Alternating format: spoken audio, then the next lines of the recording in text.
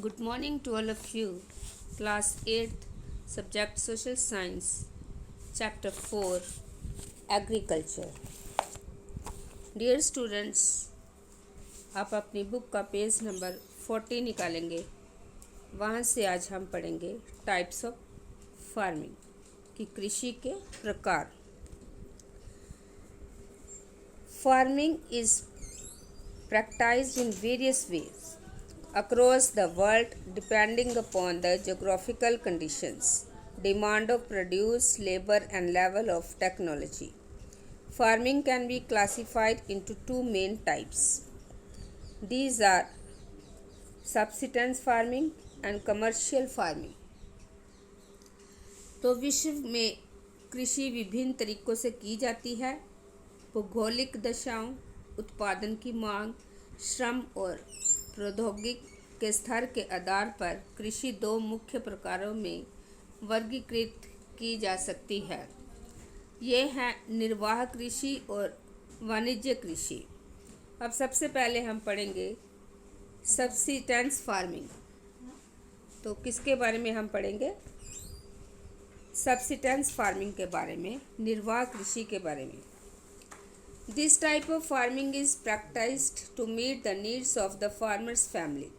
Traditionally, high levels of technology and household labor are used to produce on small output. Subsistence farming can be further classified as intensive subsistence and primitive subsistence farming. तो सबसे पहले हमने पढ़ा निर्वाह कृषि के बारे में कि इस प्रकार की कृषि कृषक परिवार की आवश्यकताओं को पूरा करने के लिए की जाती है। पारंपरिक रूप से कम उपज प्राप्त करने के लिए निम्न स्तरीय प्रौद्योगिकी और पारिवारिक श्रम का उपयोग किया जाता है। निर्वाह कृषि को पुनः गहन कृषि और आदिम निर्वाह कृषि में वर्गीकरण किया जा सकता है। In intensive subsistence agriculture, the farmer cultivates a small plot of land using simple tools and more labor. तो गहन निर्वाह कृषि में किसान एक छोटे भूखंड पर साधारण औजारों और अधिक श्रम से खेती करता है। Climate with large number of days with sunshine and fertile soils permit growing of more than one crop annually on the same plot. तो अधिक धूप वाले दिनों में से युक्त जलवायु और उर्वर मृदा वाले खेत में एक वर्ष में एक से अधिक फसलें उगाई जा सकती है। Rice is the main crop. Other crops include wheat, maize, pulses, and oilseeds. Intensive subsistence agriculture is prevalent in the thickly populated areas of the monsoon regions of South, Southeast, and East Asia.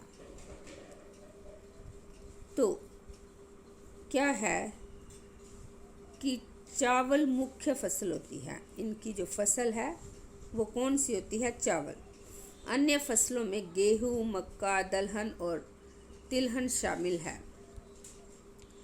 गहन निर्वाह कृषि दक्षिणी पूर्वी और पूर्वी Asia के सघन जनसंख्या वाले मानसूनी प्रदेशों में प्रचलित है। Primitive subsistence agriculture includes shifting cultivation and nomadic herding. तो आदिम निर्वाह कृषि में स्थानांतरित कृषि और जलवासी पशुचारण शामिल है। अब हम पढ़ेंगे शिफ्टिंग कल्टीवेशन के बारे में। किसके बारे में पढ़ेंगे? Shifting cultivation. Shifting cultivation is practiced in the thickly forested areas of Amazon basin, tropical Africa, parts of Southeast Asia, and Northeast India. तो शिफ्टिंग कल्टीवेशन को हम बोलते हैं स्थानांतरी कृषि। अमेज़न बेसिन के संघन वन क्षेत्रों, उष्णकटिबंधीय अफ्रीका, दक्षिण पूर्व एशिया और उत्तरी पूर्वी भारत के भागों में प्रचलित है। These are the areas of heavy rainfall and quick regeneration of vegetation. तो ये भारी वर्षा और वनस्पति के तीव्र पुनर्जनन वाले क्षेत्र हैं। A plot of land is cleared by felling the trees and burning them.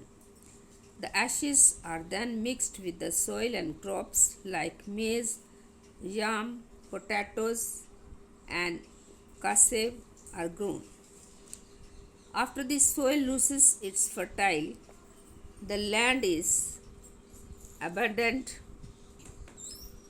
and the cultivators moves to a new plot.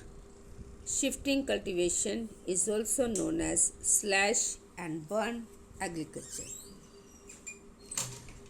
तो वृक्षों को काटकर और जलाकर भूखंड को साफ किया जाता है, तब राख को मृदा में मिलाया जाता है तथा मक्का, रतालू, आलू और कसावा जैसी फसलों को उगाया जाता है। भूमि की उर्वरता की समाप्ति के बाद वह भूमि छोड़ दी जाती है और कृषक नए भूखंड पर चला जाता है। स्थानांतरी कृषि को कर्तन एवं दहन कृषि के रूप में भी जाना जाता है। उसके बाद हम पढ़ेंगे नोमैडिक हर्डिंग।